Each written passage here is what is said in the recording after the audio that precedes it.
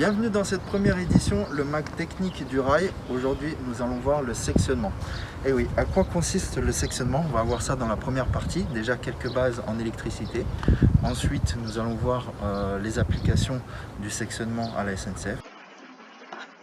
Hey hey, c'est moi, professeur Willow. Voilà, explication de la distribution d'électricité sur la SNCF. Enfin, surtout, je vais vous expliquer en grande ligne comment ça se passe. Je vais pas rentrer dans les détails assez barbants, même si j'aime bien le technique. Je sais que vous n'allez pas trop me suivre si je parle technique à fond. Donc, je vais être superficiel. Voilà. Donc là, on va commencer par la production. Vous le savez tous, hein, l'énergie est produite par le nucléaire, principalement d'ailleurs, hein. Il y a un peu d'éolien pour faire joli, on va dire, entre guillemets. Et aussi l'hydraulique. Et aussi panneaux photovoltaïques, voilà, à quelques endroits. Nous, on va se concentrer plus sur le nucléaire parce que j'ai trouvé un petit schéma nucléaire sympa. Donc, on va aller dessus, hein, il est à côté. Vous savez tous que voilà, ça c'est des barres d'uranium. Les barres d'uranium chauffent et refroidissent par un liquide. Du coup, ça passe dans le tuyau là et ça va à l'échangeur ici. Hein, l'échangeur, c'est ce qui permet d'échanger soit du fluide, soit de l'air. Voilà, pour ceux qui connaissent les centrales de traitement d'air, entre guillemets. Bon, je ferme la parenthèse. Donc du coup le liquide passe là, ça échange calorifiquement entre deux fluides. Donc là ils doivent utiliser un autre fluide. Du coup le fluide chauffe, ça se transforme en vapeur et la vapeur fait tourner la turbine. La turbine tourne avec la pression de vapeur qui elle entraîne un moteur générateur. Donc là on n'est pas en moteur, on est en générateur puisqu'il produit de l'électricité qui envoie au réseau électrique et qui chauffe votre chauffage chez vous, votre climatisation ou votre PlayStation, ça dépend. Lui on va l'arrêter. Du coup ensuite une fois que ça est produit, ça tourne. Je vais vous expliquer un peu le moteur. Le moteur ici, voilà, on découpe, voilà ce qu'il y a à l'intérieur. Alors il y a un électroaimant. On appelle ça le rotor. Bah, il tourne, hein, donc je vais noter ça comme ça. On va retenir. Donc ici, c'est le rotor. Donc il tourne. C'est un électroaimant ici qui va tourner à une certaine vitesse. Et la carcasse métallique du moteur à l'intérieur, c'est le stator, parce qu'il est statique et il tourne pas. Donc, hop, on va noter ça. Le stator, donc on voit qu'on a 3 enroulements, on appelle ça des enroulements, donc phase 1, phase 2, phase 3, d'où le triphasé, si vous avez entendu parler. Donc la phase 1 est ici, donc le premier enroulement, la phase 2, le deuxième enroulement, la phase 3, le troisième enroulement. Donc le rotor tourne, donc je vais prendre mon petit crayon là. Donc on commence au pôle nord, donc le nord on va dire qu'il est ici, donc on est ici. On descend et ici on a le pôle sud et il a fait un demi-tour. Donc là on a le pôle sud qui est arrivé ici. Et ensuite on revient, il y a le nord qui arrive ici. D'accord? Donc vous savez, hein, pôle nord et pôle sud, si on met deux pôles nord ça fait une boule, deux pôles sud ça fait une boule. Bah là au contraire, là ça s'attire, donc du coup ça crée un petit champ magnétique et ça crée du courant du coup. Donc il y a un champ qui est créé, du courant est créé et c'est ça qui crée notre courant chez nous, quoi. Mais attention, là on est en triphasé, ici on a un petit décalage ici de 120 degrés. Et oui, 120 degrés puisque les enroulements sont posés à 120 degrés. Je vais le noter, comme ça on n'oublie pas. Donc c'est un décalage de 120 degrés. C'est comme si en fait il y a une production de voitures. Là vous voyez il y a des voitures qui partent. Et ici il y a une voiture qui part, admettons ici. Et ici il y a une voiture qui part mais 120 mètres après. Donc on a notre petite première voiture ici. On a 120 mètres ici. On a notre deuxième petite voiture ici. 120 mètres, notre troisième voiture. Hop et hop. Donc là, on peut voir aussi, hein, il y a le décalage, hein, ça se voit très facilement ici. Voilà. Ici, ici, il y a 120. Bah, c'est noté ici. Je suis désolé. C'est noté ici. Donc 120, 120. Et là, il y a la phase 3. Normalement, ici aussi, il y a 120. Mais bon, comme ils ont arrêté ici. C'est ce qui crée notre décalage. Donc notre courant ici est créé. Ensuite, elle est transportée. Donc là, Le moteur nous balance du 1500 kV, donc 1,5 kV en alternatif. Ensuite, on va élever la tension. Alors pourquoi on élève la tension? Tout simplement, décidément, tout simplement on élève la tension parce que c'est pour éviter les échauffements. Alors voilà pourquoi on évite les échauffements, parce que c'est comme une autoroute ici. Je vais faire une petite autoroute là. Voilà, ici les voitures c'est le courant en fait. Le nombre de voies c'est la tension. Donc là on a, allez, on va dire 1500 voies.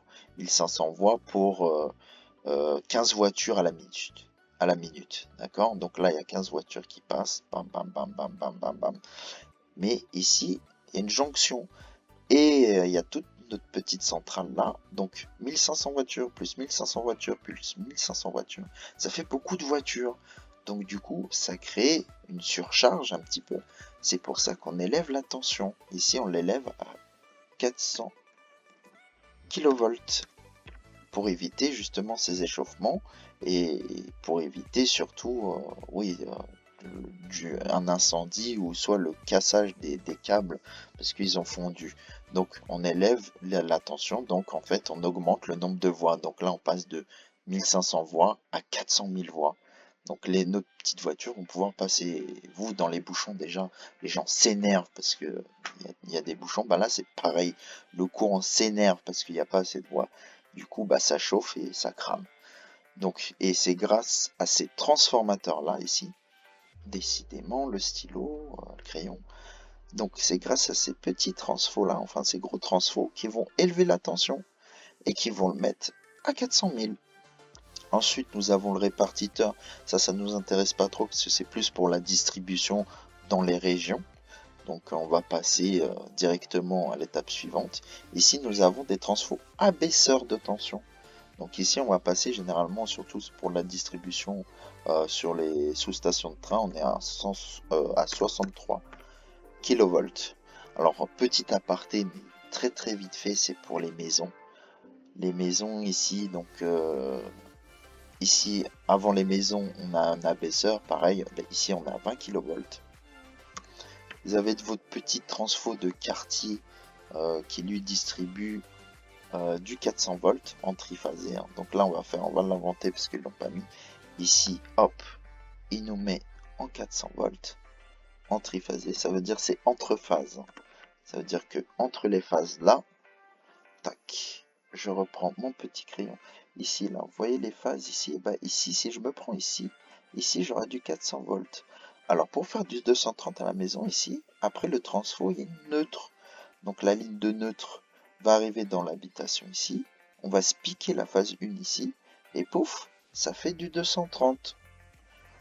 Tac, on va mettre 230 volts. Donc ici, ça fait du 230 volts.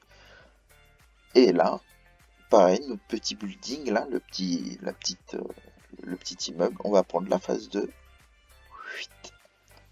Et on va prendre le même neutre, enfin le neutre qui correspond aux maisons, ici. Et ici, on a du 230. On va faire notre petite maison pour équilibrer un peu le réseau, parce que là, elle est un peu déséquilibrée. La phase 3 est toute seule. On va piquer la phase 3. On va mettre notre maison ici.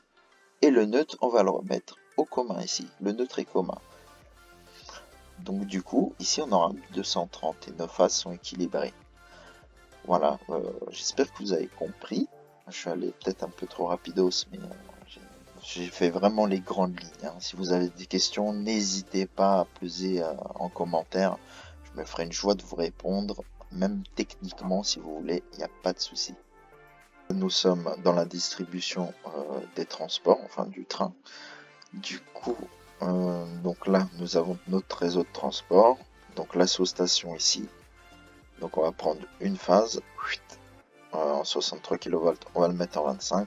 Donc là, n'oublions pas que c'est du monophasé. C'est comme sur les petites maisons, j'ai montré tout à l'heure avec le 400 volts. On pique une phase, on pique une autre phase avec le neutre du quartier, plus une autre phase pour alimenter les trois maisons. Là, c'est à peu près le même système. Du coup, on va prendre ici. Donc là, nous prenons la phase 1. qui va distribuer ici sur la BB 27300 qui est actuellement sur la phase 1. Et ensuite la sous-station ici qui sera en phase 2. N'oublions pas que c'est décalé de 120 degrés. Rappelez-vous le moteur là, avec les 3 enroulements et les voitures qui partent avec 120 mètres. C'est comme si la voiture est là. C'est comme si je voulais passer des billets de banque, au moins 500 000 euros à la voiture, la deuxième voiture. Bah là, je peux pas, puisqu'on est en décalage de 120 mètres. Si je balance les billets par la fenêtre, bah, ils vont atterrir sur la route, quoi. Ou celui-là, il va ramasser, il va être content, mais ma deuxième voiture n'aura pas les billets, du coup. C'est problématique. Donc là, c'est à peu près la même chose, sauf que on va faire ça. Et ben ici, ça fait un court-circuit. Ça fait un arc électrique. Si vous avez vu des arcs, et ben ça fait ça. Pouf, et il n'y a plus de réseau. Du coup, il n'y a plus de tension. Donc là, c'est vaut mieux une zone de neutre. De toute façon, c'est obligatoire. Donc mon train passe là. Je vous expliquerai les procédures de comment fait le conducteur pour passer cette zone-là. Donc là, on va passer au continu. Au continu, c'est un peu plus particulier. En fait, là, j'ai ma phase 1. On va prendre la phase 1. Qui distribue ici, donc la zone de neutre. Et ensuite 1,5 kV. Ça veut dire que ma sous-station ici, on va mettre en 25 kV. Parce qu'on va le mettre en 25 kV, il me semble. 25 kV. Et ensuite, il va y avoir un redresseur. En fait, les redresseurs, c'est des convertisseurs d'énergie. Ils vont passer de l'alternatif au continu. Donc là, ils vont mettre en 1500 continu. 1,5 kV. C'est les deux principales alimentations à la SNCF. Le 25 kV en alternatif et le 1500 continu. Donc là, nous avons notre sous-station qui va transformer le 25 kV en 1500 continu. Donc ensuite on l'injecte au réseau ici et c'est pareil, 25 et 1500 continu, ça fait pas bon ménage. Si on le met ensemble, paf, ça fait un court-circuit. Du coup, c'est pour ça qu'il y a aussi une zone de neutre pour séparer. Voilà. En direct, comment le train passe le sectionnement, donc il ramène sa traction à 0, ouverture du disjoncteur, abaissement des panneaux et ensuite le passage du train, comme on peut le voir actuellement. Alors ce matériel, c'est un Z50 000 livré Carmillon. Donc le passage du train se fait sur le sectionnement avec les panneaux baissés et il passe.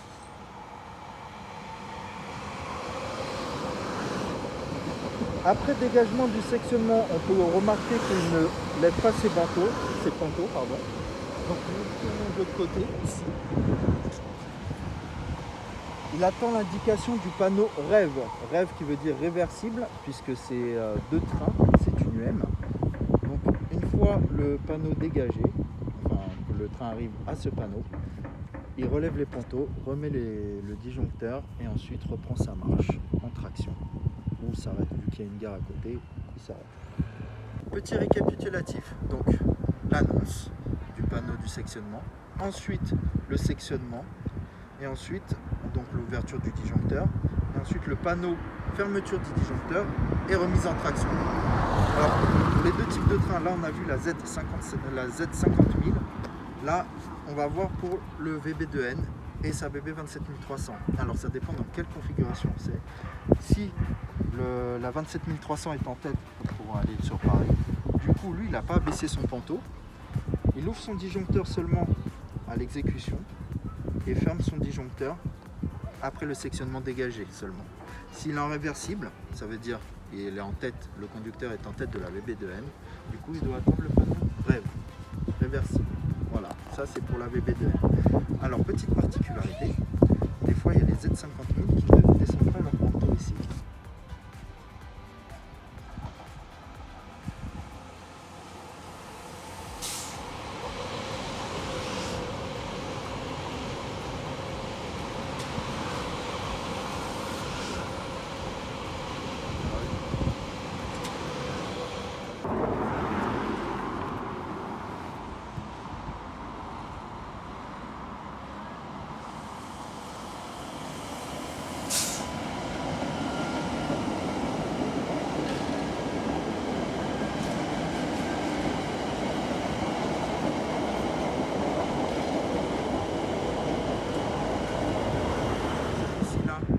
baisser son panto. Pourquoi? Parce qu'en fait, ces deux automotrices, donc ils n'ont qu'un seul panto. Si on prend l'exemple de la Z 26500, elle est obligée de baisser son panto parce que c'est une automotrice avec deux pantographes. Donc s'il ne baisse pas, ça fait un court-circuit.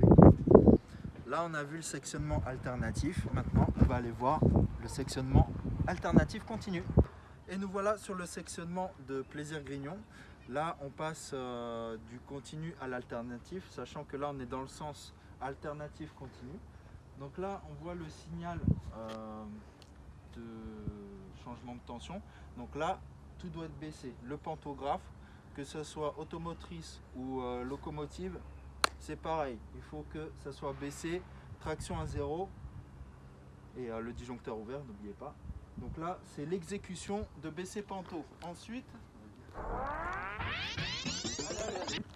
nous avons ça, l'objet bleu. L'objet bleu, lui, c'est un DIPP. DIPP qui veut dire dispositif infrarouge, présence pantographe. Ça veut dire que si le conducteur n'a pas eu le temps de baisser son panto, du coup, le signal là, c'est comme un faisceau, hein. D'ailleurs c'est un faisceau, c'est comme si il détecte une présence. Donc du coup, ça disjoncte au niveau des sous-stations. Et le neutre, c'est tout le neutre en fait. Le continu, il n'y a plus. Pour des raisons de sécurité, si le conducteur n'a pas pu baisser son panto rapidement, tout s'éteint. Donc voilà. Et là, ici, donc s'il a baissé, s'il a tout bien fait avec le conducteur,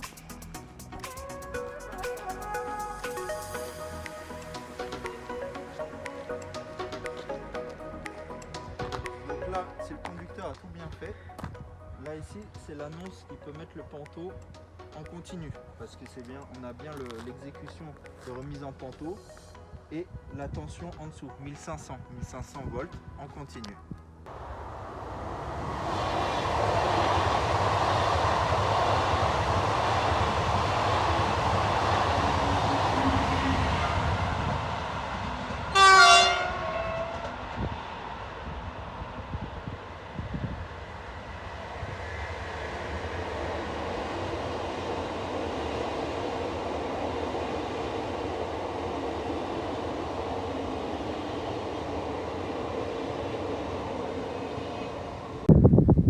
J'espère que cet épisode vous aura plu et puis à la prochaine pour de nouvelles vidéos.